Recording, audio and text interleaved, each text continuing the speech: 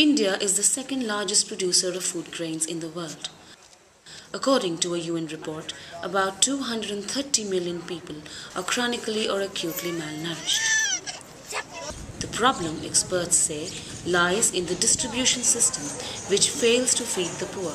Like Rinki, who lives with her family of 6 in Panchkula district of the state of Haryana, it is difficult for her and her husband to feed themselves, 2 young children and their aging parents. But they don't receive the allotted food grains despite having a ration card. Election लड़ता है ना तभी दे देते हैं 10 kilo गेहूँ, फिर उसके बाद में चाहे 4 साल हो जाए 5 साल हो जाए फिर कुछ नहीं देते हैं। 10 किलो गेहूँ में आज 10 दिन नहीं खा पाते हैं, फिर क्या करेंगे गरीब बंदे।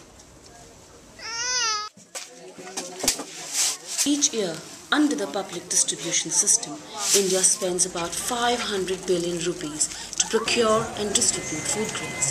But due to inefficiencies in the system, poor families do not get the grains they need. Many say it is due to fake ration cards, siphoning grains and corrupt officials. In 2009, the Government of India introduced the biometric card system as a possible solution to feed each and every Indian. This is how it works.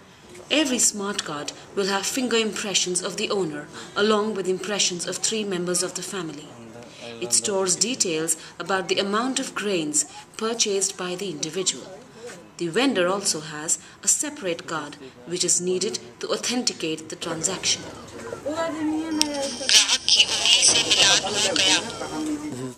This card shows how much stock the vendor has received and sold and is updated each time a buyer buys ration. अभी stock में नहीं है वो, तो अभी authentication से होगा। A sum of 1.37 billion has been allocated to introduce the smart card system as a pilot project in 3 fair price shops in Panchkula district of Haryana in order to increase the efficiency of the distribution system. Government officials are optimistic about this new system to reduce inefficiency and corruption.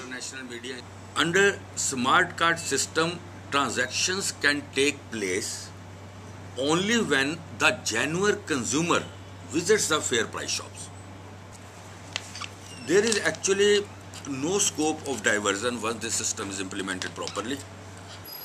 But opponents say the technology is not the solution. All these smart card systems have failed, coupons have failed, iris detection has failed in a state in this country because our corrupt people, our ration shop dealers, our government officials, our policemen and our bureaucrats, and let me say particularly our MLAs, are very adept at using technology to make corruption, even more prolific.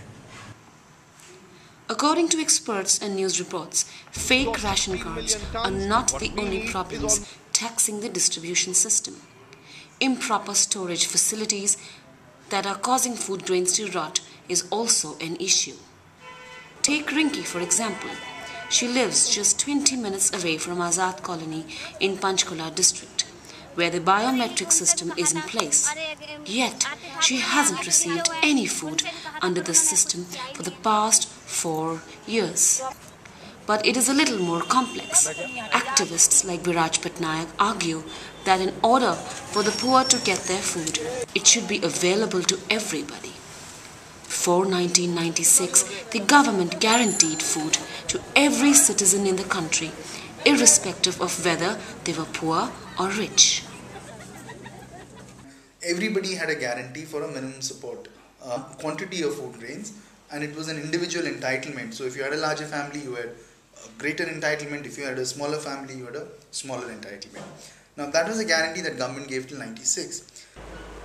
The government is currently devising a food security bill, which, if is passed and implemented, will give every citizen a right to food. But is it even possible? ऐसा नहीं हो सकता।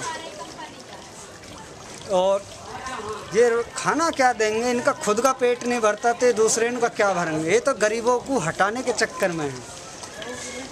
कहते हैं गरीबी हटाओ, गरीबी हटाओ, गरीबी नहीं हटा रही।